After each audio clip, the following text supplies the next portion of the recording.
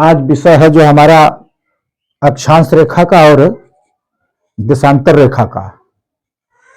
अक्षांश रेखा और देशांतर रेखा क्या है, ये जो देख रहे हो ना, ये जिसे ग्लोब पर है, ये रेखाएं आड़ा तिरछा ऐसे ऐसे हैं। ये जो यहां से यहां खड़ा, ये काल्पनिक रेखाएं हैं और ये ग्लोब पर देखे होंगे आप लोग कि बनाया जाता है।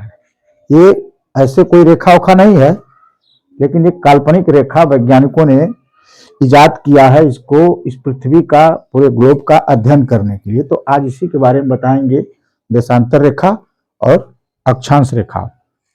तो इसको सभी ने कोशिश करना। देखिए, ये पूरी पृथ्वी है गोल। पूरे पृथ्वी में जो रेखाएं हैं, तो ये पश्चिम से पूरब के साइड में जो रेखाएं गई हैं, इसको अक्षांश रेखा कहते हैं। ये रेखा, ये और जो खड़ा खड़ा जो रेखा है, इसको देशांतर रेखा कहते हैं। इस रेखा और इस रेखा के बीच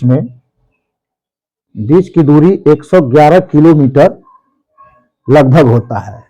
लगभग 111.13 किलोमीटर इस रेखा से इस रेखा की दूरी होती है, और इस रेखा की दूरी भी लगभग 111.32 किलोमीटर होती है। लेकिन ये भूमध्य रेखा पर ही होती है। ये भूमध्य रेखा है, ये बीच वाला भूमध्य रेखा। जैसे जैसे ये ऊपर बढ़ती जाती है दूरी कम हो जाती है, या नीचे बढ़ती जाती है तो दूरी कम हो जाती है। ठीक समझ लिए। अब ये है भूमध्य रेखा। इसको आप विषुवत वृत्त रेखा भी कह सकते हैं। ये धरती को दो भागों में बांटती है, एक उत्तरी गोलार्ध, एक दक्षिणी गोलार्ध। ये उत्तरी गोलार्ध है। ये जो है पूरब साइड हुआ, ये आपका, ये पूर्व हुआ, ये पश्चिम हुआ, ये उत्तर हुआ, ये दक्षिण हुआ। ये दिशा है। तो ये जो भूमध्य रेखा है पूरे पृथ्वी को दो भागों में बांटती है।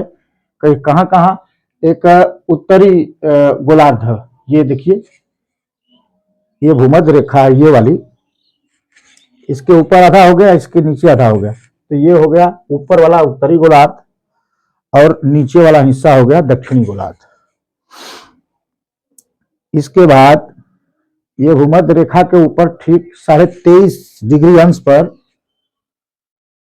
23.5, ये ध्यान रखना, 23.5 डिग्री अंश पे कर्क रेखा है, और भूमध्य रेखा के ठीक 23.5 डिग्री नीचे मकर रेखा है। और भूमध्य रेखा के करीब 66.5 डिग्री नीचे ये कुछ विशेष रेखाएं होती हैं। रेखाएं तो 90 रेखाएं ऊपर हैं, 90 रेखाएं नीचे हैं। भूमध्य रेखा से, जो भूमध्य रेखा है, इससे 90 रेखा ऊपर, 90 रेखा नीचे, सब मिलाकर के 90, 90, 180, और एक भूमध्य रेखा मिला के 181 रेखाएं होती हैं। अंतिम रेखाएं बिंदु रूप में पाई जाती हैं, बिंदु के रूप में। तो अगर बिंदु को हटा दिया जाए तो 179 रेखाएं फिर भी आती हैं। तो याद रखना, आगे परीक्षा में आए, अगर विकल्प में 181 दिया हो तो 181 लिख डालें, यदि विकल्प में 179 दिया है तो 179 लिखें। चूंकि तब समझो ये जो ऊपर है, ये रेखाएं जाते जाते अंतिम में ये बिंदु का रूप हो जाती हैं। तो उनको अगर रेखा नहीं लोग मानते हैं तो 179 हो जाता है वहां पे। तो मैं बता रहा था कि ये अंटार्कटिक रेखा है। ये भूमध्य रेखा से 66.5 डिग्री नीचे अंटार्कटिक रेखा है, और भूमध्य रेखा से 66.5 डिग्री ऊपर आर्कटिक रेखा है, और फिर ऊपर उत्तरी ध्रुव है, नीचे दक्षिणी ध्रुव है। ये रहा आपका पूरे गोलार्ध का वो। अब ये तो आपने अक्षांश रेखा का मतलब समझ लिया। अब आइए देशांतर रेखा में। देशांतर रेखा क्या है? ये है, मैंने बताया ना कि 111 किलोमीटर दोनों, इसका भी फासला है, लेकिन देशांतर रेखा में सिर्फ भूमध्य रेखा के आसपास ही 111 किलोमीटर का फासला है। ऊपर या नीचे धीरे धीरे कम होता जाता है, नीचे भी कम होता है, बीच में सिर्फ। तो यही रेखा जो है ग्रीनविच मीन टाइम, जिसे देखे होंगे टाइम में जीएमटी लिखा होता है ना, मोबाइल वगैरह में है, टाइम में जीएमटी, IST। जीएमटी का मतलब होता है ग्रीनविच मीन टाइम, जो कि एक देश है अपने फ्रांस से होकर गुजरती है, उसी का एक शहर है ग्रीनविच मीन टाइम। वही जीरो देशांतर रेखा है, वही मान लीजिए वहां 12 बज रहा है, तो पश्चिम साइड में आगे समय तेज रहता है। हर 15 डिग्री पर 1 घंटा, ये 15 इधर की रेखाएं का मैं पहले बता दूं संख्या। इधर की रेखाएं जो है, कोई भी गोल वस्तु हो तो 360 कोण बनता है, अंश का 360 अंश का कोण बनता है। तो उसी तरह पृथ्वी में भी गोल है तो 360 अंश का कोण बनेगा। इसलिए 360 रेखाएं पाई जाएगी। तो 24 घंटे में पूरी पृथ्वी एक राउंड घूमती है, यानी 360 डिग्री घूम जाती है 24 घंटे में। तो 1 घंटे में कितने घूमेगी? तो 1 घंटे में सीधी सी बात है कि 15 डिग्री घूमेगी। तो 15 डिग्री यदि 1 घंटे में घूमती है, यानी 60 सेकंड में, तो फिर 1 डिग्री कितने में घूमेगी? तो उसका निकालोगे तो आप 4 मिनट आएगा, 1 डिग्री 4 मिनट।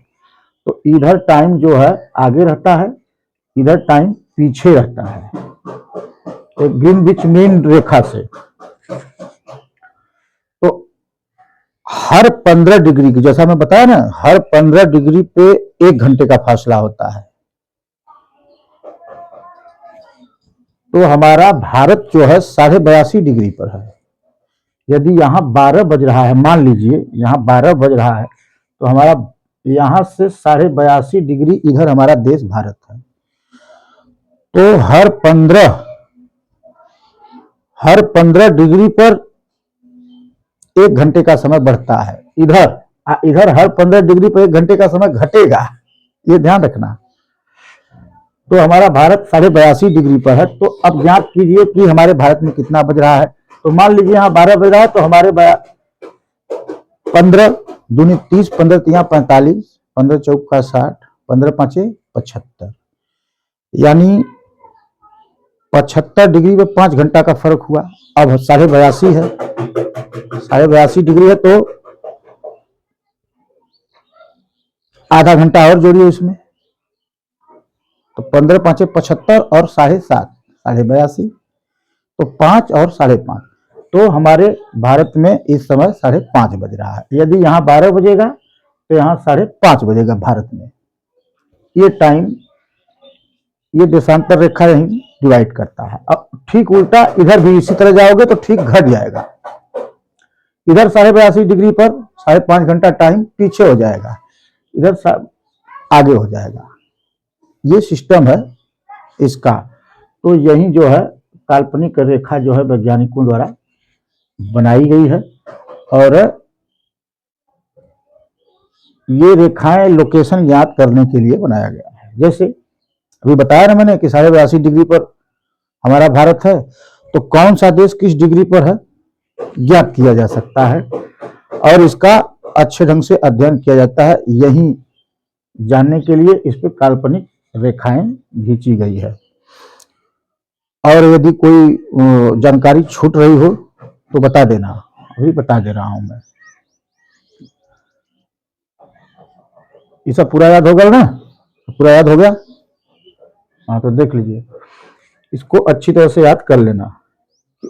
कोई भी नक्शा में पूर्व इधर होता है, अपने दाहिने हाथ की साइड में, उत्तर, पश्चिम, दक्षिण। कुछ बाकी और बता देना, ठीक?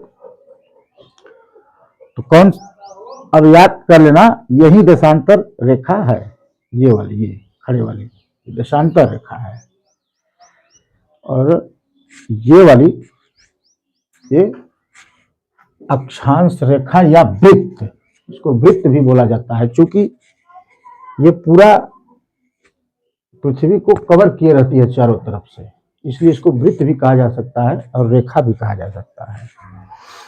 और पृथ्वी 23.5 अंश अपने धुरी पे झुकी हुई है, ऐसे।